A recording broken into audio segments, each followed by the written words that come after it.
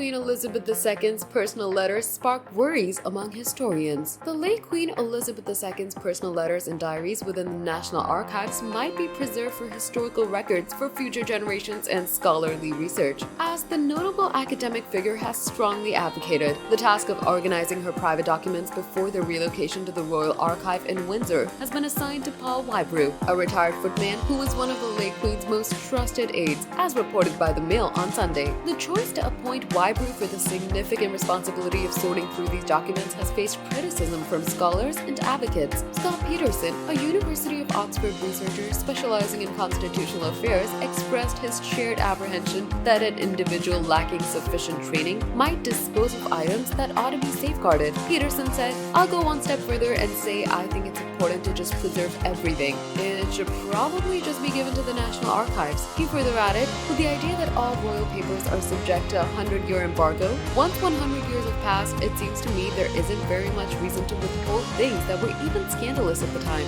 The researcher went on to say, access to those papers is not completely uncontrolled or unlimited, so the royal family retains control over who has access to the papers and what they do with it after they have access to it. They have a right of approval, or they can refuse to approve publication of things that come from those records. I'm even aware of cases where they've delayed approval in what seemed like an effort to try to stop publication, without actually explicitly rejecting publication. The concern that important records could be lost or concealed is not without basis.